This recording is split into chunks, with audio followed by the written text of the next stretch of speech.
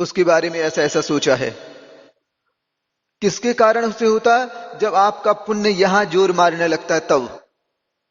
और आप पुरुषार्थहीन बने बैठे रहते हो और फिर आचार्य जी हमारे बारे में कुछ सोचते ही नहीं है। तो तुमने अपने बारे में कुछ सोचा ही नहीं ना। तुमने अपना इतना कर्म का उदय या पुण्य इतना इकट्ठा किया नहीं कि तुम्हारे बारे में कोई सोचे। शिकायत करते हो और कि हमारे बारे में गुरुजी ने सोचा ही नहीं है। तो सबसे पहले की बात है कि अब अपने उस परिणाम को और निर्मल बनाओ कि वहां तक आपके इन परिणामों की विशुद्धि वहां तक पहुंच जाए और चला के वो संकेत आ जाए, चलो उनको बुला लो। ठीक है ना। यह रहता है। इस ढंग से हर व्यक्ति का इसी ढंग से उत्थान का क्रम है। बार बार महाराज आपको टोकते रहेंगे तो नहीं बनेगा। नहीं, महाराज की तो हमारी कोई अटकी थोड़ी है। हर व्यक्ति को व्यक्तिगत तौर पे महाराज जी आप भी दिया करो ऐसा नियम हम बिल्कुल नहीं देते। अच्छे ढंग से आप चला के आओ कि हमारे हमें ऐसे कल्याण के भाव हैं, कैसे करना है, तो उसके लिए बता देते। चला के किसी को दे दो फिर आप कहियां थोड़ी ले लेंगे। कई व्यक्ति ऐसे रहते हैं, किसी को प्रेरणा कर दो तो हर थोड़ी सी मुसीबत रहती आपके सामने खड़े हो जाती, महाराज जी ऐसा हो गया, तो वो तो सबसे बड़ी मुसीबत हो गई। किसी परिवार को छोड़ा इसलिए कि विकल्प नहीं रहेंगे, और यहां आके कई व्यक्तियों को जोड़ लिया कि हर समय वो विकल्प करवाने लगे, तो ऐसा थोड़ी बनता। इसलिए मोक्ष मार्ग पूरा जिसे अपने कल्याण करना है वो अपने बलबूते पे करता है। ऐसी मानसिकता बना के हर कोई, चाहे अभी ग्रस्त हो, व्रती हो या महाव्रती हो, अपने कल्याण के लिए स्वयं सावधान रहो। संकेत समय समय पे मिल जाते हैं। आज जो कल की कारिकाओं में देखा था उसको पुनः ले लेते हैं।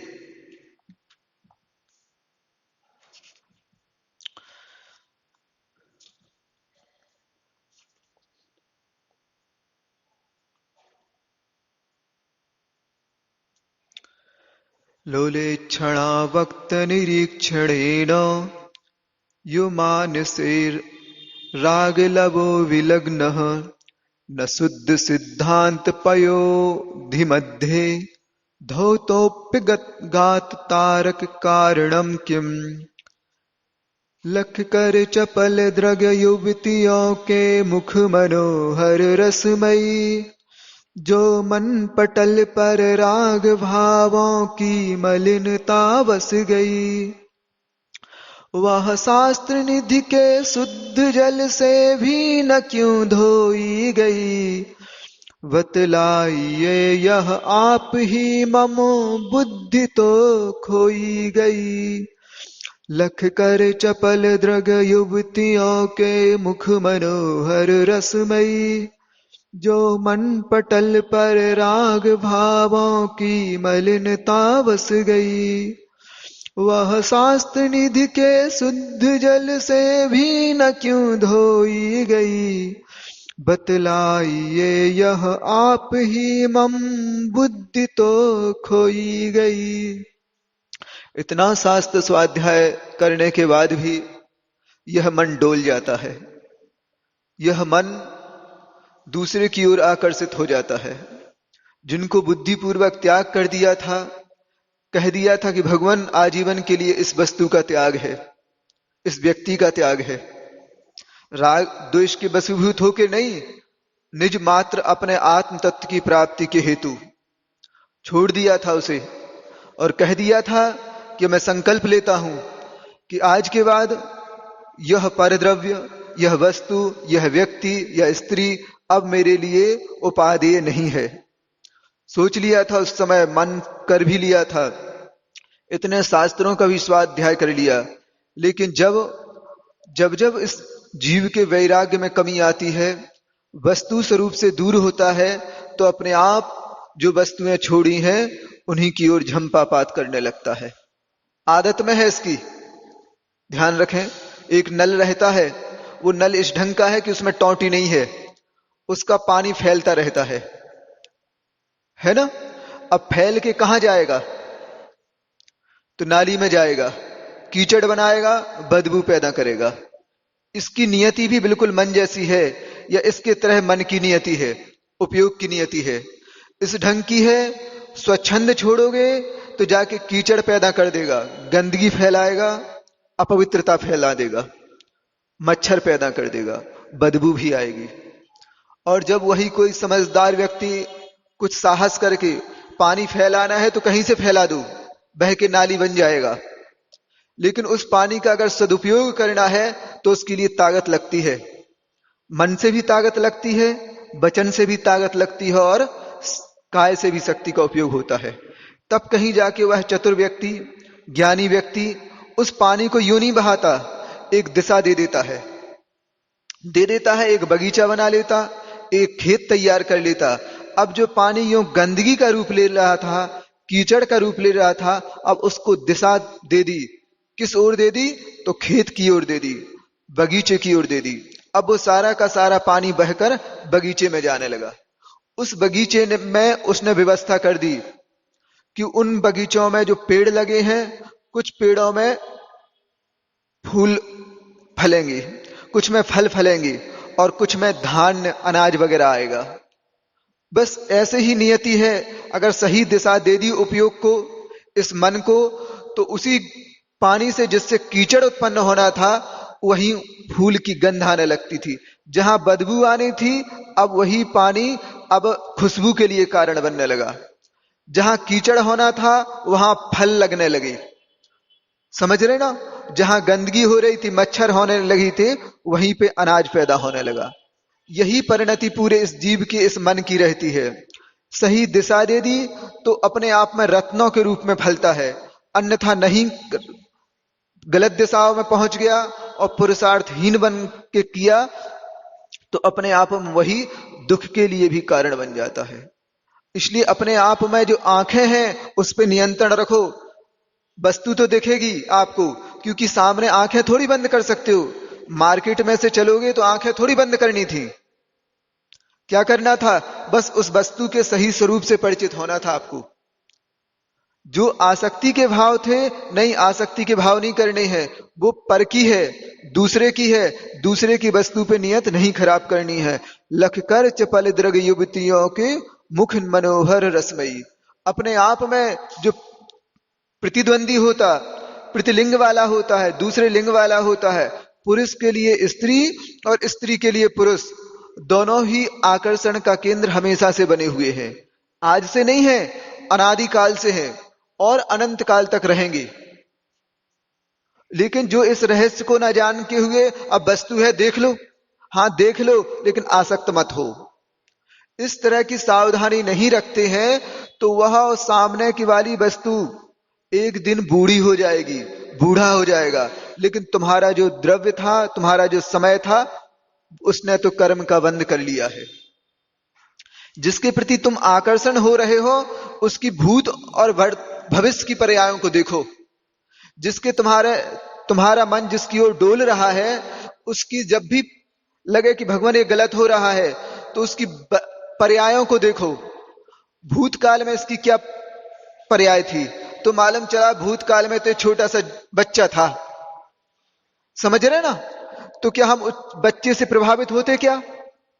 तो अपने आप मन हो जाएगा नहीं, उससे प्रभावित नहीं होते। भविष्य काल की क्या पर्याय हुए? तो भविष्य काल में तो यह सब ऐसे बूढ़ा हुआ कि मुख से लार टपक रही है। क्योंकि जो देह आज जवान दिख रही है टमाटर की भांति, वही टमाटर जब कुछ दिन बीत जाते हैं ना, तो पूरा सिकुड़ सा जाता है। देखा ना? कुछ टमाटर कुछ दिन बीत जाते तो उन टमाटरों में झुर्रियां पड़ जाती कि नहीं? अपने आप लाइन ऐसी खिंचने लगती हैं, तो इसको अलग करो, लगने लगता कि ना? नहीं, और टमाटर को सड़ा देगा यह। उसी भांति जब जब किसी के प्रति आकर्षण पैदा हो जाए तो समझ लो और उसकी ओर देखो। अगर यह वृद्ध अवस्था में पहुंचेगा तो किस ढंग का दिखेगा। जिसके प्रति आकर्षण लग रहा ना, उसकी वृद्ध अवस्था की तस्वीर देखो, इमेज बनाओ अपने मस्तिष्क में। किसी बूढ़े व्यक्ति को सामने देख लो। आज जिसके प्रति हमें लग रहा है कि इसको और देख लूं, एक बूढ़े व्यक्ति को देखो, क्या इसको देखने का मन होता है? तो नहीं, बूढ़े व्यक्ति को मन देखने का मन नहीं होता है। क्यों नहीं देखना का? अच्छा नहीं लग रहा। तो यह भी व्यक्ति जिसे आज देखने का मन हो रहा है, 20-25 साल में ऐसा ही बूढ़ा हो जाएगा। 20-25 साल बाद ऐसा ही बूढ़ा हो जाएगा। फिर देखोगे क्या उसको? नहीं देखेंगे। तो बस वह बुद्धि आज उत्पन्न कर लो कि इस व्यक्ति को बूढ़ा होना है, तो हम पसंद करेंगे? नहीं करेंगे। तो आज से वह मानसिकता लाओगे तो तुरंत राग में कमी आ जाती है। इसकी ओर यह पुरुषार्थ परख होता है। नहीं दृष्टि रहोगे तो उसकी चेहरा मस्तिष्क में घूमता रहेगा, अपने आप आंखें दिखाई देंगी, मुख दिखाई देगा, सब आकर्षण सा लगेगा। और एक दिन उसकी वृद्ध अवस्था की इमेज अपने मस्तिष्क में लाओगे तो अपने आप उपयोग धीरे धीरे हटना शुरू हो जाता। यही होता है। शुरुआत के दौर में जब कोई आता था ना, तो अब स्वाभाविक है, परिश्रम तो करना पड़ता है, तो लगने लगता तो तुरंत 2 इमेज खड़ी कर लेते थे, 3 इमेज खड़ी कर लेते उस व्यक्ति की। अगर जिस हमारा उपयोग उसकी ओर आकर्षित हो रहा है, अगर यही वृद्ध अवस्था को प्राप्त हो जाए तो आकर्षित होगा क्या? तो मन कहता नहीं होगा, तो अब भी मत आकर्षित करो, क्योंकि ये स्थायी नहीं है जिसे आप देख रहे हो। इस ढंग से अपने मन पे कंट्रोल होने लगता है, और कोई उपाय है ही नहीं। उसके अंदर की स्थिति की ओर देखते हो, जो अंदर भरा क्या है, तो पूरा का पूरा इस ढंग का है। कितनी अच्छी मिठाई खा लो, मुख में गई, एक बार दांत से चबा दिया और बाई द वे उल्टी आ गई। अब वही जब बाहर आती ना, वही रसगुल्ला खाया था, मुख से बाहर निकल आया, तो अब उठा के खा लो फिर से, इतना टेस्टी तो लग रहा था। अब मन नहीं है उठाने का। क्यों नहीं उठा सकते? अरे उसी मुख में तो खाया था, फिर से नहीं खाओगे क्या? खाओगे, लेकिन उसको नहीं कर सकते। इस शरीर की संगति ऐसी है, जो वस्तु इसकी संगति में आ जाती वही बेकार लगने लगती है ना। हाँ, कितने सुंदर इत्र फुलेल लगा लेते, चेहरे पे लगा लेते, खुशबू से लगा लेते, हाथ में देखो सूंघो हमारी कितनी अच्छी खुशबू आ रही, सुंघाते ना, और उसी हाथ को जब ऐसे रगड़ देते हैं और वहीं डाल दो तो तुरंत व्यक्ति टोक देता है। क्या करते? सभ्यता नहीं है क्या? यही कर दिया। अरे उसमें खुशबू थी, सूंघ लो। अब सूंघना नहीं है, क्योंकि अब वह मल के रूप में परिणत हो चुका है। हाथ का जो मल निकला, अब उसको कोई छूना पसंद नहीं करता, और जगहों के मल की तो बात ही अलग है। इस तरह से बार बार जब सूत्र आता ना, जगत का स्वभाव हुआ संवेग वैराग्यर्थम, तो बार बार जब जगत के बारे में इस ढंग का विचार करते हैं, संबंधों के बारे में इस ढंग का विचार करते हैं, तो संवेग भाव आता है। जिसकी ओर हम झुक रहे हैं वो स्थायी नहीं है, जिससे विकर्षण हो रहा है, द्वेष कर रहे हैं, वो भी स्थायी नहीं है। इस तरह का भाव आता, तब कहीं जाके संवेग भाव रहता। जिन परिवार वालों के बीच हम मरना चाहते हैं कि नहीं, हम उनके लिए जान दे देंगे, वही एक दिन ऐसा आता कि जान लेने पर उतारू हो जाता। इस ढंग से बार बार शरीर संसार के बारे में चिंतन करते तो वैराग बढ़ने लगता, शरीर से मोह घटने लगता, शरीर के बारे में चिंतन करते। समझ रहे ना? तो यह इस स्थिति को भी ध्यान में रखना है। और हर व्यक्ति, यह नहीं कहा जा रहा कि अपने परिवार वालों से मुख मोड़ लो, मात्र उस परिवार के बीच में रहने के बाद भी उस सही स्वरूप की ओर दृष्टिपात करो, ताकि कभी आवश्यकता पड़ जाए और इस देह से जाना पड़ा निकल के, तो तुरंत उपयोग संभल के जाए, क्योंकि यहां हम स्थायी नहीं है। दिग्देशेभ्य खगायित्य शम बसंती नगे नगे स्वास्वाकार वशादियांति देशे दिक्षु प्रगे प्रगे। अगर इस तरह का विचार नहीं किया तो आप कितने ही शास्त्र पढ़ लो, प्रवचन सुन लो, अगर स्वयं सावधान नहीं हो पाए, अंतरंग से मोह को नहीं हटा पाए, राग द्वेष को नहीं हटा पाए, तो रख लो बगल में शास्त्र बहुत सारे, वो कोई कार्यकारी नहीं है। कई व्यक्ति ऐसे होंगे कि घर में इतने शास्त्र रखे होंगे, लेकिन कुछ भाव बना क्या कि परद्रव्य को छोड़ने का? नहीं, तो परद्रव्य तो हमारा है ही नहीं, मुख से तो बोल देते छोड़ दो, तो अब है ही नहीं हमारा। और कोई उठाने आ जाता, कैसे उठा के ले जाते हो? इस ढंग का भाव आ जाता है। अभी तक मुख से बोल रहे थे हमारी परवस्तु है ही नहीं, ना हमारा घर है ना मकान है, तो दूसरा व्यक्ति कोई घुस जाता तो तुरंत रिपोर्ट करने चले जाते, हमारे घर में घुस गया जी, इसका है ही नहीं। यह भाव कैसे है? बिल्कुल पक्का है कि आपसे आपका घर नहीं छुड़वाया जा रहा है, लेकिन जब तक उस घर में रहते हो तो छूटने के पहले छोड़ देना। कहा था ना, दूध फटे उसके पहले जमा लेना। घर छूटे, बच्चे इत्यादि छूटे, पत्नी छूटे, उसके पहले लगने लगा कि अब छूटने वाली है, तो बुद्धिपूर्वक उनको छोड़ देना। ठीक है नहीं, तब कहीं जाके वह आपका लगेगा कि हाँ, आपने धर्म ध्यान किया है, साधना की है और शास्त्रों का स्वाध्याय किया है। यह व्यवस्था है। अच्छे ढंग से अभी से मानसिकता बना लेना, महाराज जी अभी उम्र क्या है, अभी से क्यों छोड़े? नहीं, छोड़ना नहीं है, छोड़ने का भाव करना है। समझ में आए ना? छोड़ने का भाव करना है। कई लोग ऐसे होते हैं कि बार बार कहते हैं कि हम बीमार ना हो जाएं, हम बीमार ना हो जाएं। तो अभी तो नहीं होना था, लेकिन वह बीमारी की उधीड़ना करवा लेता, और कुछ समय में उसको बीमार वो हो जाता है।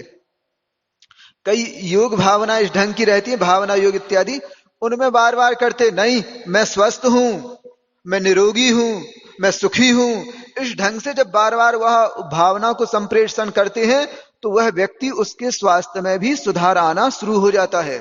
क्यों? क्यों ऐसा हो जाता? तो बार बार वो किसको याद कर रहा है? तो स्वस्थता को याद कर रहा है। कई व्यक्ति रहते, कई जन की हमने सुना कि बार बार कहते थे कि भगवान हमें हॉस्पिटल में ना जाना पड़े। एक बार नहीं कहा कि हमारी संलेखना अच्छी हो जाए, लेकिन यह बार बार कहते थे कि अस्पताल में ना मनने पड़े हमें। जीवन में कितनी बार कह चुके? तो हजारों बार कह चुके ऐसा। एक बार इस ढंग से नहीं कहा कि भगवान हमारी संलेखना अच्छे ढंग से हो जाए। भाव तो वही था, लेकिन क्या कहा तुमने? अस्पताल में ना मरना पड़े। और संयोग ऐसा हुआ कि अंतोगत्ता घूम फिर के अस्पताल में गया, वही मरण हुआ उसका। अस्पताल को क्यों याद करते? बार बार याद करते ना कि आपके चरणों में हमारे प्राण निकले। बार बार कई व्यक्ति जब चौकी में रहते ना, सावधानी से पकड़ना, गिरा नहीं देना। ऐसा बोलते क्यों हो? गिरा नहीं देना, ये क्यों? सावधानी से रखो, ऐसा भी तो कह सकते ना। हर बात में इस ढंग की सोच रखते, वो जिस वस्तु को आपको चाहिए नहीं है, उसकी ओर थोड़ा समय दिया जाता, सावधान किया जाता, दिन भर याद नहीं किया जाता।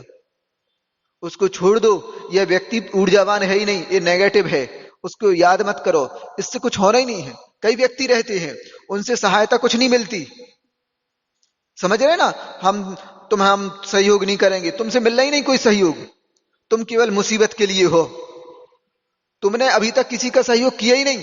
अपने गिरहवान में झांक के देख लो, जो व्यक्ति कहेगा कि हम तुम्हारा सहयोग नहीं करेंगे, समझ लेना वो किसी का सहयोग करता ही नहीं। उस व्यक्ति से किसी को कोई आशा नहीं रहती कि यह सहयोग करेगा, क्योंकि कहने जो करता सहयोग, वो किसी से कहता नहीं, अपने आप उसकी इमेज बन जाती कि आवश्यकता नहीं है। कई रहते ऐसे कि सहायता उनमें समय पे पहुंच जाए, अपनी सहायता की, किसी से कहने ही नहीं कुछ। तो जो व्यक्ति इस ढंग की भावना रखते कि हम तुम्हारा सहयोग नहीं करेंगे, वो करते ही नहीं किसी को आसरा नहीं उनके सहयोग की, वो मात्र समस्या के लिए रहते, दूसरे के लिए मात्र समस्या बनते वो। इसलिए अच्छे ढंग से हर व्यक्ति, कुछ व्यक्ति ऐसे रहते मात्र उनसे कुछ नहीं मिलने वाला, मात्र वो परेशान करते, तो उनसे भी बच के रहना है। उनके लिए क्या करना? तो उनके लिए इग्नोर किया जाता, नजरअंदाज किया जाता, तुम हो ही नहीं, तुमसे और कुछ नहीं कहेंगे हम। विपरीत वृत्तौ माध्यस्थ भावौ, जो विपरीत प्रवृत्ति वाले हैं उनके प्रति माध्यस्थ भाव किया जाता है, तुम्हें जो करना सो करो। उनसे कोई आशा नहीं रखी जाती है।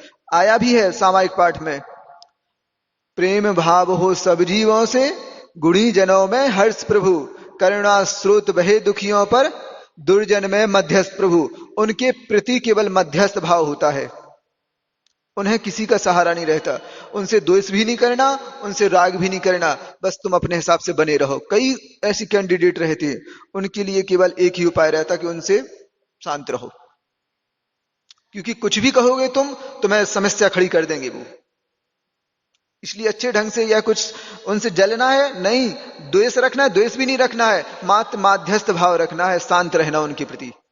तुम्हें जो करना सो करो, तुम हमारे लिए हो ही नहीं, इस ढंग के उपस्थिति हो जाती। कई बार गुरुजी के पास भी इस ढंग से देखा, जो व्यक्ति इस ढंग से करते तो आचार्य से भी उनके प्रति देखते ही नहीं, बोलना ही नहीं तुमसे, जितना हुआ बस सामू सबसे आशीर्वाद दिए सो दिया, नहीं तो फ्री कर दिया तुमसे। क्यों? मालूम है तुम उतना विवेक रखते ही नहीं हो। इस ढंग से अपने जीवन को बिना कोई द्वेष के क्या कर सकते हैं? कई बार हो जाता है, तो आचार्य से इस ढंग से करते रहती वो कि नहीं, तुम हमारे लिए, हमने तुम्हारा अपने जीवन में अभाव कर दिया, अनुपस्थिति कर दी अपने जीवन में तुम्हारी, इस ढंग से, क्योंकि उसके बगैर बनता ही नहीं वो।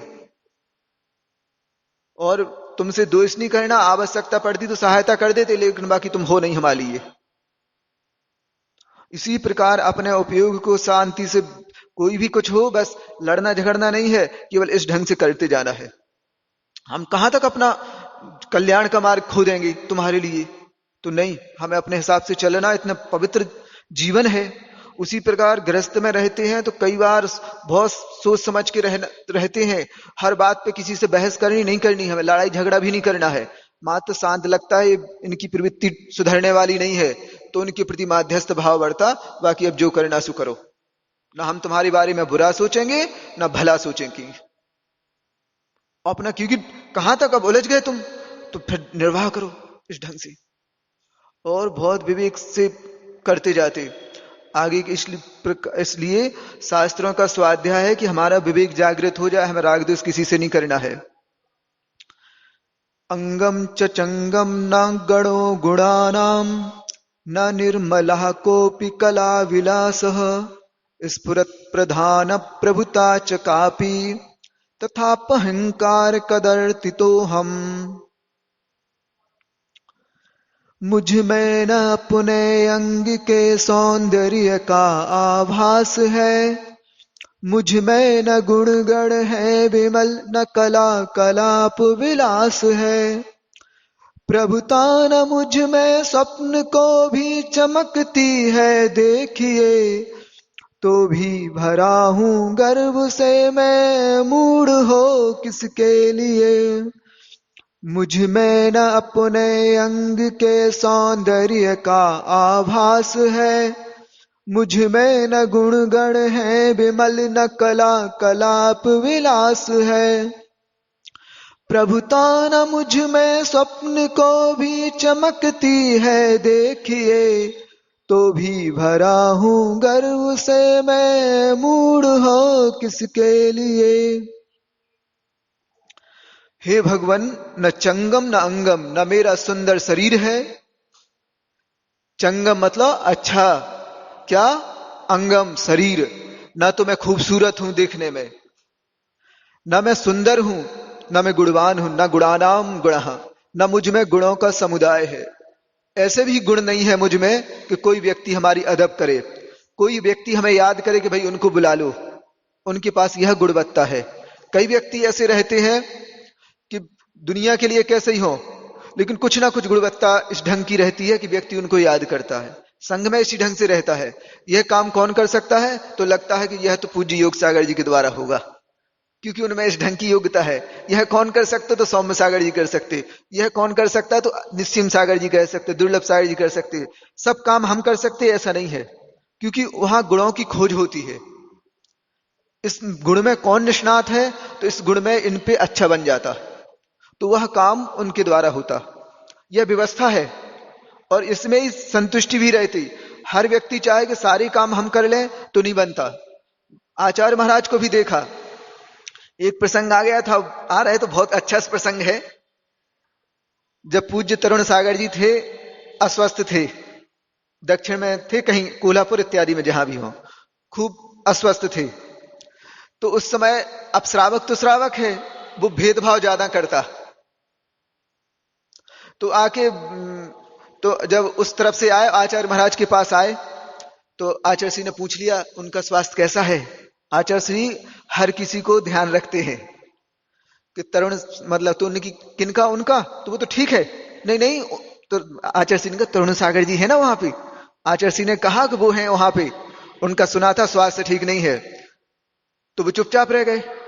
चुपचाप रह गए तो आचार्य श्री ने कहा जाते नहीं हो क्या? तो महाराज जी वो उनकी आचार पद्धति इस ढंग की है, इस ढंग से नहीं कहती व्यक्ति। तो आप तो वो इस ढंग के दुनिया भर को उदाहरण देने लगे। ध्यान रखो, जरूरी नहीं कि हर पानी पिया जाए, नहाया जाए, लेकिन कुछ जल ऐसा होता है उससे आग बुझाई जाती। कुछ जल ऐसा रहता है कि उससे आग बुझाई जाती है। वहां भी इसी ढंग की आचार्य महाराज की दृष्टिकोण रही। कुछ भी हो, दिगंबरत्व है, और उनके द्वारा भी अहिंसा के क्षेत्र में बहुत काम किया जा रहा है ना। इस ढंग की दृष्टिकोण, जब कई साधुओं के बारे में इस ढंग से आचार्य महाराज, एक जो चंद्र प्रभ सागर जी निकले थे ना, दक्षिण से आए थे, तो बता रहे थे कि जब हम उस समय ब्रह्मचारी इत्यादि थे, जब आचार्य महाराज के मुख से इस ढंग के शब्द सुने, आचार्य महाराज का इतना निर्मल दृष्टिकोण रहता है कि वो हमेशा गुणों की ओर देखते रहते। तुमने क्या किया उससे मतलब नहीं, लेकिन इस ढंग की उनके बारे में प्रशंसा ही कि नहीं, उनका स्वास्थ्य का ध्यान रखो। फिर कुछ ब्रह्मचारियों को संकेत किया, नहीं अच्छे इस ढंग से ऐसे ऐसे करो। इस ढंग से कई को देखा जो जिंदगी भर आचार्य महाराज की आलोचना करते रहे, और जब संलेखना इत्यादि का प्रकरण आया तो संकेत उनने पत्र लिख के भेजा कि हमने जिंदगी भर आपकी आलोचना की है, आपकी बुराई की है, अब उसका सारा का सारा कान पकड़ता हूं, मैं अपनी आलोचना करता हूं, लेकिन भगवान अब हमारे जीवन की कोई राह नहीं है, अब हमें संलेखना करनी है। तो फिर आचार्य श्री ने उन्हें किसी को कुछ नहीं कहा, कुछ ब्रह्मचारियों को, कि दूर थे, चातुर्मास का समय था, तो ब्रह्मचारियों को भेजा कि उनका अच्छे ढंग से करवा देना। आप कुछ भी करते रहो, एक साधु है तो उसके अंदर साधुता तो होगी, वो तो अपना कर्तव्य कर लेगा, आपने क्या किया वो नहीं मालूम। तो उनकी इस ढंग की प्रवृत्ति के नहीं, वो देखेंगे तो गुण देखेंगे। अब यहाँ स्थिति ऐसी रहती कि अपने आप बिल्कुल नहीं उपयोग जाता कि हम व्यक्ति हमें पूछे क्यों, हम में कैसी ऐसी हुनर है जिसके कारण पूछे, फिर भी चाहते हैं मुझ में न अपने अंग के सौंदर्य का आभास है। कई व्यक्ति अपना चेहरा नहीं देखते, आगे आगे उचकते हैं कि नहीं हमें, हम भी कुछ हैं, तुरंत बार बार दर्पण देखना, किसी को और देखना, क्यों इतनी आकुलता करते हो? अगर तुम्हारे पास तुम फूल हो और खुशबू है तो किसी के पास जाने की आवश्यकता थोड़ी है, वो खुशबू चली जाएगी अपने आप, उसको खींच ले आएगी। तो इतनी आकुलता क्यों करते हो कि हमें कोई जाने, हमारा महत्व, कोई आवश्यकता नहीं। आप केवल धैर्य रखो, आपके पास गुण है तो उनकी खुशबू पहुंच जाएगी किसी के पास, तुम चला चला के अपनी खुशबू मत बांटो। मुझ में न गुण गण है विमल, ऐसा सौंदर्य भी नहीं है इतना अच्छा, फिर भी चला चला के दूसरों के बीच में घुसते हो, बताते हो कि हम देखो कैसे हैं। आवश्यकता है ही नहीं, तुम्हारे पास जब सुंदरता है तो दुनिया देखेगी, तुम क्यों दिखाते हो? प्रभुता न मुझ में, और ना का अपी, ना कोई भी कला विलास है, ऐसी गुणवत्ता भी नहीं है जिसे तुम्हें देख के कोई पूछे। तुम में अगर गुणवत्ता है तो व्यक्ति को तुम्हें पूछने की आवश्यकता नहीं, अपने आप बुला लो कि उनको बैठा लो, भाई उनको बैठा लो, कुछ सलाह ले ले उनसे, चला के थोड़ी सलाह दी जाती। अपने आप जिनके पास कलाएं हैं उसकी कीमत रहती है, और व्यक्ति ढूंढ ढाड़ के उसके पास पहुंच जाता है। किसी भी कहते ना, कोनों से कुलिया में बैठ जाओ, तुम गली में बैठ जाओ, तुम्हारे पास अगर गुण है तो व्यक्ति खिंच के चला जाके वो तुम्हारी कुलिया ढूंढ लेगा, तुम्हारी गली ढूंढ लेगा कि वो ऐसे फलाने फलाने व्यक्ति हैं, कहाँ हैं। उसके लिए ज्यादा ढिंढोरा पीटने की आवश्यकता नहीं कि हम भी तो ऐसे हैं, तुम कैसे हो। तुम्हारी जब गुणवत्ता प्रभाव में आएगी, पुण्योदय में आएगा, तो कहीं से भी तुम्हारी खोज हो जाएगी। कला कलाप विलास है, प्रयोगात्मक शिल्प कला, संगीत कला, गीत कला, नृत्य आदि 72 कलाओं का सुंदर अभिनय है। इस ढंग का ऐसी सारी चीजें है ही नहीं कि तुम्हें कोई व्यक्ति पूछे। च और न कपि का अपि, कोई भी स्फुरत प्रधान प्रभुता, स्फुरायमान अधिकार है, ऐसी गुणवत्ता भी नहीं, तुम्हारी प्रभुता भी नहीं है। इसके बाद भी अहंकार से फूले रहते हैं, तथापि तो भी अहम मैं अहंकार कथर्तितः, अहंकार से पीड़ित हूं। यह अहंकार का रोग इस ढंग का है। कई जन बताते, देहात में सुनाते थे, उन्ना ना बिछौना बीच में सोएंगे, मतलब कोई सहयोग नहीं करना है, कोई तुम्हारी सहायता नहीं होगी, लेकिन सबसे पहले जाके बीच में लेट जाएंगी। तुमने बिछौना बिछाया है, उसको साफ सुथरा किया है, कुछ नहीं किया, तुम्हें कुछ सहायता नहीं देंगे, लेकिन जब आवश्यक लगेगा तो सबसे पहले जाके उस पर, कई व्यक्तियों की आदत में रहती है, सहायता रंच मात नहीं करते, कुछ भी सहयोग नहीं करते, मंच पे सबसे पहले आ जाते है ना।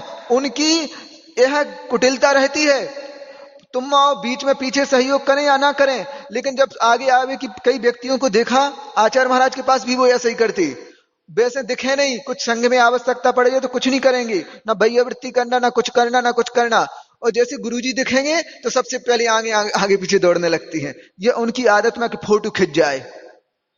इस ढंग की प्रवृत्ति प्रायः मनुष्य की रहती है, इस ओर नहीं देखते कि हमारा कर्तव्य था उसका अच्छे ढंग से पालन कर लेते, वो तो किया ही नहीं, जो कहा गया था वो काम नहीं किया, जो नहीं कहा गया था उसमें आगे आगे दौड़ती। एक बार किसी से कह दिया था कि इस ढंग का मंत्र की माला फेरनी है, तो मंत्र की माला नहीं फेरी, और कौन क्या कर रहा है इस बातों में उलझ गए।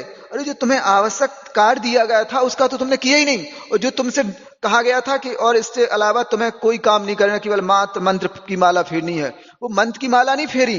लेकिन जो निषेध किया गया था, इससे अधिक तुम्हें जानकारी की आवश्यकता नहीं है, तुम्हें केवल इतना करना है। उस काम की जिसकी जानकारी नहीं रखनी थी उसके पीछे हाथ धो के पड़ गए।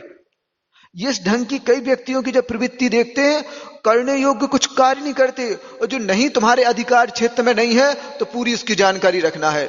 छिद्राणी वेशता के द्वारा उसकी जड़ जड़ तक पहुंच जाते, कैसे हुआ, क्यों हुआ, तुम्हारा विषय था नहीं था। तो इस ढंग से व्यक्तियों की प्रवृत्ति अपनी टटोलते रहना, यह अपने आप में नीच गोत्र के लिए कारण बनती है। जो कहा गया है वो किया नहीं, जो नहीं करने योग्य था उन वो सारी चीजें करनी है, यह अपने आप में बहुत ओछापन कहलाता। यह अपने तुरंत परिणामों को देखो, हमसे बड़ों ने क्या कहा है वह करो ना, जो मना किया है कि नहीं इसके बारे में तुम्हें जानकारी नहीं रखनी तो वही जानकारी रखनी है। यह अपने आप में बहुत निम्न कोटि का कार्य रहता है। यह आदत प्राणी के अंतरंग में बनी रहती है। इस अंतरंग के इस आदत को भी टटोलो कि हमारी यह आदत ठीक नहीं, हमारे विकास में बाधक है। जो कहा है उसको अच्छे ढंग से करो, जो नहीं कहा गया उसकी आवश्यकता ही नहीं, अपने आप संकेत कर देगा कोई। क्योंकि अपने आप में जो बड़े रहते हैं तो उन्हें जानते हैं कि किस बच्चे से क्या काम करवाना है। कई घर के सदस्य रहते हैं जो बहुत उद्यमी हैं, तो वे जानते हैं कि इसे काम 200 लेंगे, ऐसे रहते व्यक्ति। तो आचार्य श्री जी सबका उपयोग करना जानते, कहां कैसा लगाना है वे जानते हैं अच्छे ढंग से। इनको तो बॉर्डर पे खड़े करना है। देखा होगा ना कुंडलपुर में जब बड़े बाबा विराजमान हो रहे थे ना, तो कौन कहां लगाने योग्य है उनकी सारी संयोजना उनके मस्तिष्क में रहती है। यह विश्वास का काम है, यहां पे इन व्यक्ति को लगाओ। यहां ताकत का काम है, यहां पे इन व्यक्ति को नियुक्त करो। यहां बुद्धि का काम है, इनको यहां करो। यहां वैयावृत्ति का काम है, इनको यहां पे नियुक्त करो। तो जो जानते हैं वो हर व्यक्ति की क्वालिटी को देख के उस हिसाब से चयन कर लेते कि भाई इनको कहां सेट करना है, तब कहीं जाके एक सफल शासन कर पाते कोई। इसी प्रकार भरत चक्रवर्ती का जब प्रकरण आया आदि पुराण इत्यादि में, महापुराण में, तो उन्होंने कहा प्रतिभाओं का चयन करना सीखो, देखो किस व्यक्ति में किस ढंग की गुणवत्ता है और प्रतिभा को खरीदो, तब कहीं जाके एक सफल राष्ट्र का निर्माण होता है। हर किसी को हर कहीं नहीं भेजा जाता है। अब कई व्यक्तियों को ऐसे काम दे दिए जाते हैं कि वो जानता ही नहीं ABCD, उसको शुरुआत करनी है, और जो उस कार्य में माहिर हैं उनसे सहायता लेते नहीं वो। तब कहीं जाके कहां तो वर्षों का समय व्यतीत हो जाता, समय व्यर्थ का चला जाता, शक्ति चली जाती और हाथ में कुछ भी नहीं आता। तो यह सारी योग्यता को देख के भाई जे इस योग्य है, घर का कोई भी सदस्य हो, कैसा ही हो, आपका मन का हो या ना हो, लेकिन यह वह कार्य कर सकता है तो उससे वह काम निकलवा लेती। ऐसा ही रहता। जो समझदार हैं वे जानते हैं कि हमारे मालूम है कि हम इसको पसंद नहीं करत, लेकिन काम तो जई अच्छो कर पे, तो वे सारों को सारो काम उनसे करवाऊ दी। जे हुनर है कि नहीं अच्छे प्रेम से नहीं, तुम्हें काम तो दे तुम ही से बनेगा, तुम ही करना है, तो वे भी लगा अच्छा हम पे ही बनना है तो हम कर लेंगे। अब इस ढंग की कुशलता से वो काम निकलवा लेते हैं, यह हुनर रहता। तो कई व्यक्तियों अपनी मन की सोच लो, मुझ में न गुणगण, मुझ में न गुणगण है विमल, न कला कलाप विलास है। कोई गुण नहीं है, अच्छे सुंदर रूप भी नहीं है, इसके बाद भी चाहते हमारी पूंछ परख पूरी होवे। प्रभुता न मुझ में स्वप्न को भी चमकती है देखिए। ऐसा कोई गुण नहीं है जो व्यक्ति तुम्हारे उसके अनुसार आप कुछ कहो फॉलो कर लीवे, क्योंकि आपके पास वैसी गुणवत्ता हो तो अपने आप व्यक्ति चाहते कि आप हमें आदेश दो, आप दो कि हमें कैसा करना है। कई व्यक्ति खड़े रहते हैं, तुम में उतनी हुनर हो तब तो तुम दे पाओगे। आज तुमने कुछ कह दिया उससे कि हाँ ऐसा कर लो, उसका रिजल्ट विपरीत आया तो अपने आप लग जाएगा कि इस योग्यता रखते ही नहीं है, कि ये अधिकार इनके पास नहीं है कि जो किसी को आदेश दे पाए, संकेत दे पाए। उस हिसाब से किया जाता। प्रभुता न मुझ में स्वप्न को भी चमकती है देखिए, तो भी भरा हूं गर्व से मैं, मूढ़ हो किसके लिए, मैं मूर्ख हूं। अपनी आलोचना करे भगवान, ऐसे कोई से भी गुण मुझ में नहीं है, इसके बाद भी अहंकार से भरा रहता हूं कि मुझ में है कुछ। क्या है तुम में? अगर तुम में कुछ होगा तो अपने आप व्यक्ति तुम्हारे पास आ जाएगा, उसकी चिंता मत करो तुम। कुछ प्रश्न है कि एक और कारिका ले लें? ठीक है। आयुर्गलति आसु न पाप बुद्धि गतम वयो नो विषाभिलाषः विषयाभिलाषः यत्नश्च भयसज्ज विधौ न धर्मे स्वामिन् महामोह विडम्बना में।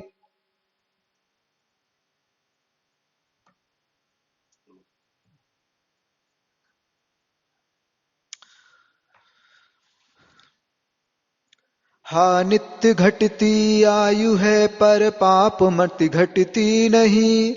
आई बुढ़ोती पर विषय से कामना हटती नहीं। मैं यत्न करता हूँ दवा से धर्म में करता नहीं। दुर्मोह महिमा से ग्रसित हूँ नाथ बच सकता नहीं। हाँ नित्य घटती आयु है पर पाप मति घटती नहीं। आई बुढ़ोती पर विषय से कामना हटती नहीं। मैं यत्न करता हूँ दवा से धर्म में करता नहीं। दुर्मोह महिमा से ग्रसित हूँ नाथ बच सकता नहीं। यहां बोल रहे हैं आसु शीघ्रता से आयुर्गलति ही, आयु नष्ट हो रही है। तीव्र गति से आयु का नाश हो रहा है। किंतु पाप बुद्धि ना, पाप में लगने वाली बुद्धि नहीं हो रही है। आयु तो तीव्र गति से गल रही है, नष्ट हो रही है, लेकिन जो पाप में लगी हुई बुद्धि है वो गल नहीं रही है। वो लगातार जैसे जैसे और आयु बढ़ रही है, बुढ़ापा आ रहा है, लेकिन वो दुर्बुद्धि और जवान होती जा रही है। उसमें और कुछ चाहने की इच्छा हो रही है। आयु घट रही है, नष्ट हो रही है, बुढ़ापा आ रहा है, लेकिन बुद्धि और जो गलत कामों में जा रही है और तृष्णा बढ़ रही है, नवीन हो रही है। वयःगतम उम्र बीत रही है, किंतु विषयाभिलाषा ना, लेकिन विषयों की अभिलाषा नहीं। उम्र तो बीत रही है लेकिन विषयों की अभिलाषा और जवान हो रही है, और लग रहा कि इसको भी भोग लूं, इसको भी भोग लूं, यह भी कर लूं, वह भी कर लूं। च और भैसज विधौ, औषधि के अनुष्ठान में यत्न कृत प्रयत्न किया। निरंतर हमें जो दवाई करवा दो, हमारा जो इलाज करवा दो, जो हमारा इलाज करवा दो, बिल्कुल भी तनिक बुद्धि नहीं जा रही है कि उम्र इतनी महान मनुष्य आयु यूं बीत रही है। अरे करवाना है इलाज, आगम में लिखा है इलाज करवाओ, लेकिन दिन रात क्या उसी के पीछे पड़े रहोगे क्या? कई बार गुरुजी कह रहे हैं कर्म को भी देखो। आपने कर लिया ना इस ढंग का, इलाज करवा लो, भूल जाओ उस शरीर को। दिन भर अगर बार बार उस रोग को याद करोगे, हमें यह हो गया, हमें बार किसी के भी सामने बार बार अपनी रोना रोने लगोगे तो कमी थोड़ी आती है, और दुख बढ़ जाता है। एक जब घर में थे ना, तो एक थे साथी और खूब रो रहे थे। हमारी दादी बोलते बहू बहू बोलते वे खत्म हो गई, खत्म हो गई, इस ढंग से बोलते रहते थे। तो हम तो हम ही हैं, तो हम क्यों रो रहे बार बार? हो गया ना, नहीं हमारी बहू चलेंगे, हमारी बहू चलेंगे, तो तुम्हें जाना क्या, चलो लेके चलते हैं। उस दिन से रोना बंद। अरे एक सीमा है भाई अपने दुख को रोने की, जब देखो जब ही रोना शुरू कर दो। अब हम ई के कारण परेशान हैं, हम तो ई के कारण परेशान हैं, कब तक रोते रहोगी? बार बार हर किसी के सामने कभी तनक भोग बहुत रो दिया, अपने दुख को रोना रोक दिया। अब जो व्यक्ति आए उसी के सामने रोना शुरू कर दो, ये ठीक नहीं। हर किसी को अपनी समस्या इस ढंग से नहीं बताई जाती कि हमें तो ऐसा हो रहा है, ऐसा नहीं हो गया ना, इलाज हो रहा है, शांत रहो, धैर्य रखो अपना। इस ढंग से बार बार उस शरीर के लिए नहीं रोते, नहीं तो आज बीमार हो, अगले जन्म में फिर उत्पन्न होगे तो वहां भी बीमार हो जाओगी तुम। समझ में आया ना? एक गाड़ी है, अब की बार बिगड़ी हुई मिली है, समता रखोगे तो अगली जो गाड़ी मिलेगी वो अच्छी मिलेगी, नहीं तो फिर से ऐसी खटारा मिल जाएगी, फिर से ऐसी बिगड़ने वाली मिल जाएगी। तो उसके लिए बिल्कुल धैर्य पूर्वक समता पूर्वक सहन करो। कौन व्यक्ति नहीं सहन करता? ऐसे ऐसे अस्पताल देखे हैं, वहां से व्यक्ति आते तो महाराज बताए कि कीड़ों मकोड़ों जैसे डले हैं व्यक्ति, इतनी पीड़ा में है। तुम्हें पीड़ा तुम्हारी है कितनी? बोलते ना वो गाना गाते आप, दुनिया में इतने गम है कि मेरा गम। फिर क्यों नहीं देखते सूर? इतनी पीड़ा है संसार में, ऐसे व्यक्तियों को देखा हमने कि रोते रहते हैं, इतनी जख्म है। तुम्हें पीड़ा है कितनी, 5-10% बची उसके लिए रोना? नहीं, इतनी आराम है इसके लिए तो सोचो कि 80% 90% आराम है, उसकी तारीफ करो। नहीं, बहुत आराम है हमें, बहुत आराम है, हम बिल्कुल स्वस्थ हैं। इस ढंग से बार बार बोलोगी तो और स्वस्थ हो जाओगे। और बार बार नहीं, हमें तो यहां दर्द होता ही रहता है, यहां दर्द हो रहा है, गर्दन में दर्द हो रहा, तो होता ही रहेगा। उसकी ओर ज्यादा आचर्षी कहते ज्यादा ध्यान नहीं देते। साधना करो अपनी, बार बार उसकी ओर मत ध्यान दो, क्योंकि शरीर है, शरीर रोगों का घर है। उसको याद करोगे तो साधना कब करोगे? इसलिए पीड़ा दूर हो गई, अब ढंग से बैठ जाओ। इस मामले में आपने सुना होगा, मुनि श्री समरस सागर जी हैं यहीं के। कभी भी पीड़ित हो जाते तो जब तक तो अपनी सहनता के अच्छे ढंग से सहन करते, और जैसे ही पीड़ा दूर हुई और बिल्कुल फिर उनका देखो ध्यान इत्यादि कि दिन भर अच्छे ढंग से साधना करती। फिर अब कोई विकल्प ही नहीं, कभी नहीं रोना रोते जा रहे, बिल्कुल मैं स्वस्थ हूं, अब बिल्कुल गाड़ी अच्छी होने वाली है, मालूम है कि बहुत पीड़ा है, सहन करते रहते हैं। और जब कुछ कहो नहीं, और जैसे लगा कि आराम है तो अपने ज्यों की त्यों साधना पुनः गाड़ी पे ले, उसके लिए ज्यादा नहीं चर्चा नहीं करती। हो रहा ना, अब निकल के आ गए, कब तक रोएंगे? गाड़ी इस ढंग की है, ऐसा स्वीकार कर लेती। तो इसी ढंग से आई बुढ़ोती पर विषय से कामना हटती नहीं, मैं यत्न करता हूं दवा से धर्म में करता नहीं। बार बार अपनी विशुद्धि नहीं बढ़ा रहे, धर्म ध्यान नहीं कर रहे, लेकिन बार बार इलाज करवावे पे लगी। तो यह एक सीमा तक अच्छा है। बार बार जो व्यक्ति दवाइयों पे, बस कुछ बीमार हुआ दवाई दिला दो, दवाई दिला दो, दवाई खत्म हो गई, तो वह उसी रोगों में उत्पन्न हो जाएगा, आज है और नरकों में पहुंच जाएगा।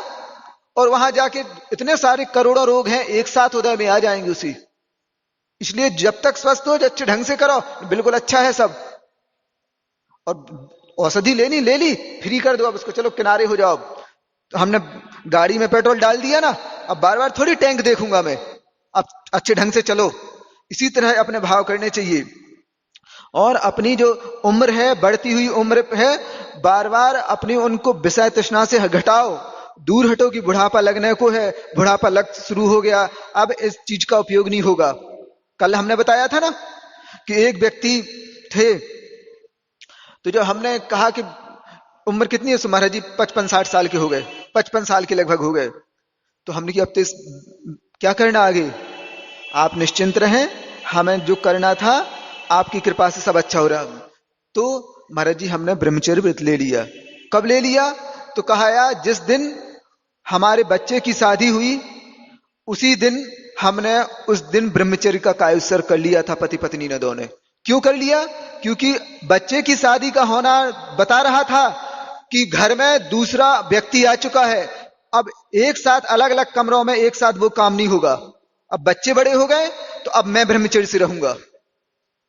एक साथ दोनों चीजें दोनों व्यक्ति करें अब नहीं बनेगा। एक काम वो भी कर रहा है, हमारा बच्चा है, वो मैं करूं तो नहीं।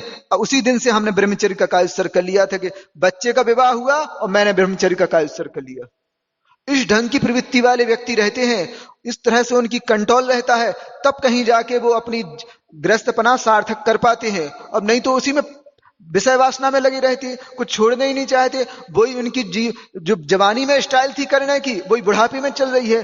तो अगर जिस व्यक्ति का बुढ़ापा आने के बाद, जिसने 50 साल पार कर लिया है, वो अपनी गतिविधि चेंज नहीं करता है, तो समझ लेना उसकी दुर्गति होने वाली है।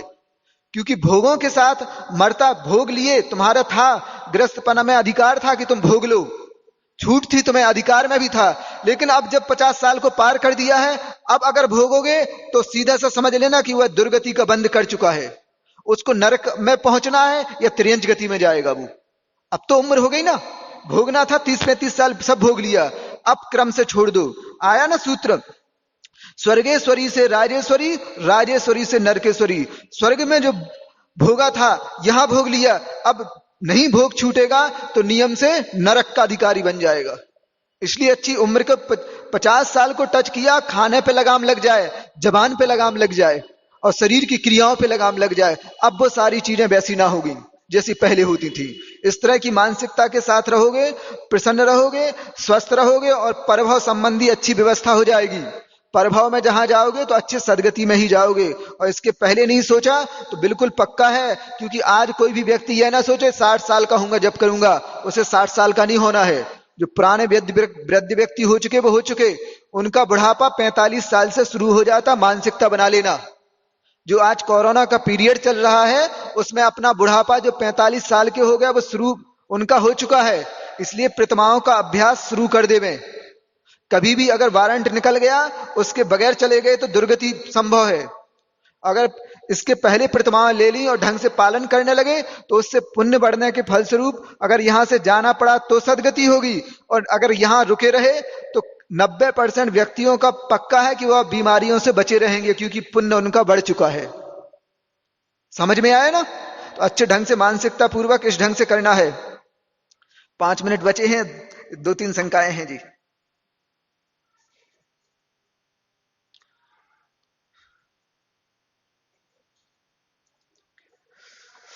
गुरुदेव, मोक्ष मार्ग 2 हैं क्या? व्यवहार मोक्ष मार्ग और निश्चय मोक्ष मार्ग।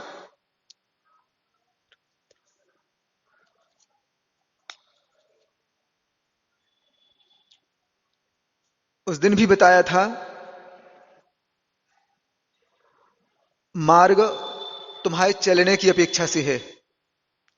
जो आपकी दृष्टि में मंदिर का आ गया कि शिखर जी जाना है, जो घर बैठे आपने उसका दृष्टि कर लिया कि शिखर जी जाना है, वो निश्चय है। यहां से शिखर जी तक पहुंचने की जो प्रोसेस है, पद्धति है कि अपने भोजन की व्यवस्था कर लेना, कपड़े लत्ते रख लेना, टिकट ले लेना, यात्रा करना, ये सारा का सारा व्यवहार है। वहां का पहुंचना, शिखर जी का पहुंचना निश्चय है। तो आप समझ लो कि मार्ग एक है कि 2 है? शिखर जी पहुंचना ना आपको, तो मार्ग कितने हैं? इसको छोड़ देंगे क्या? भोजन पानी जो रखना था उसको, रास्ते के टिकट को, रास्ते की जी यात्रा को, उसको वंचित करके मात्र शिखर जी को याद करेंगे तो पहुंचेंगे क्या? तो निश्चय तक पहुंचने का मार्ग ही व्यवहार है। जो निश्चय की रत्नत्रय होता है, वहां तक की पहुंचने की जो यात्रा है, उस यात्रा को सारे का सारा व्यवहार कहते हैं। ठीक है ना? क्योंकि वहां तक जो पहुंचा जाता मात्र उसी का नाम व्यवहार है। हाँ, अलग बात है कि वो शिखर जी ना जाए, सोच तो रहा है, टिकट भी खरीद ली, लेकिन वो शिखर जी के स्टेशन पर उतरना नहीं चाहता है, पुनः दूसरी ट्रेन पकड़ी फिर वापस आ गया।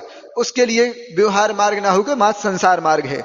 और लेकिन जो शिखर जी के लिए है तो पूरा रास्ता, आपका भोजन पानी, आपका पुरी बेलना, सारा का सारा व्यवहार मार्ग में आता है। बटिया तला अंतर आत्मा और परमात्मा, अच्छा बहिरात्मा से 3 भेद 6 ढाला में आते हैं। तो क्या आत्म 3 प्रकार के हैं? आत्मा 3 प्रकार का नहीं होता है, उसमें जो परिणति है वो 3 प्रकार की है। कैसी है? तो जो दूध की अवस्था थी, दही की अवस्था है, मक्खन की अवस्था है। समझ में आया ना? गौरस तो सब में एक है। गौरस मतलब दुग्ध जो था ना, गौरस घी बनेगा तो वो गोरस कहलाता, मक्खन होगा तो वो गोरस गोरस कहलाता, दही होगा तो वो गोरस कहलाता, और दूध होगा तो वो गोरस कहलाता। इन चारों अवस्थाओं में गोरस तो एक है, लेकिन अवस्थाओं की अपेक्षा बहिरात्मा, अंतरात्मा और परमात्मा है। यह व्यवस्थाएं, जब दूध से दही जमाते हैं और दही से मक्खन निकालते हो, मक्खन से जब घी निकाल लेते हो तो परमात्मा कहलाता, निकलेगा इसी से। समझ गए ना? ये अवस्थाएं हैं, जब एक अवस्था का विमोचन होता तो दूसरी अवस्था प्राप्त होती है। विषय समझ में आ गया ना? पेपर बनाकर देता हूं और जो लिखता हूं वह आपके श्री मुख से निकल। अच्छा, पेपर में देते हो, ऐसा क्यों करते? अब वो जाके पांव में डला रहेगा, कोई समोसा खाएगा, कोई लैट्रिन बाथरूम डालेगा उस पर, तो और इसलिए तो बोल रहे हैं इन चीजों का ज्यादा प्रचार प्रसार आवश्यक। इतने व्यक्ति सुनेंगे नहीं क्या? उस पेपर का क्या करेंगे?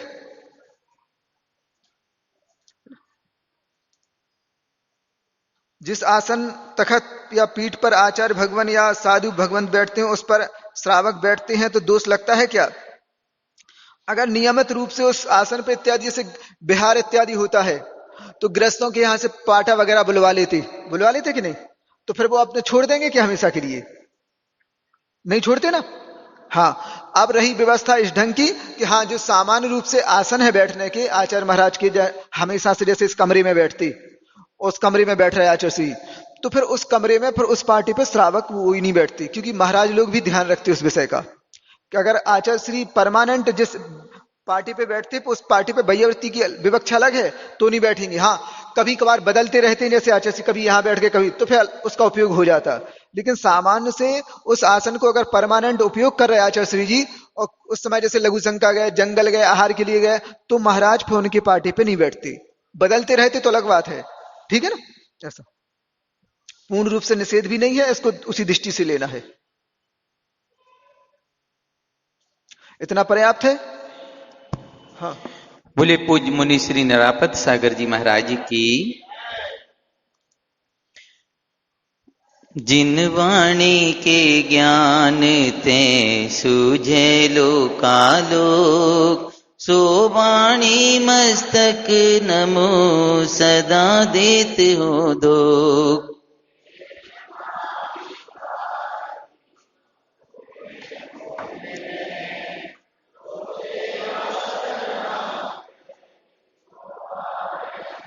देव भजो अरिहंत को, गुरु सेवा निर्ग्रंथ, दया धर्म पालो सदाय। कायो संगम करो।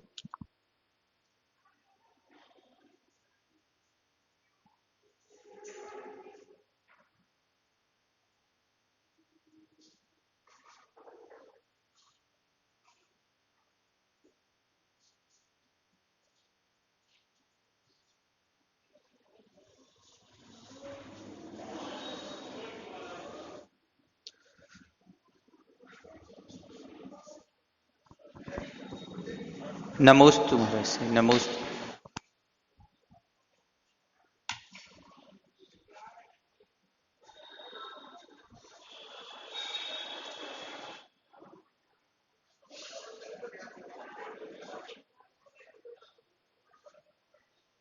रख देते हैं रोज, हम लगाते नहीं है।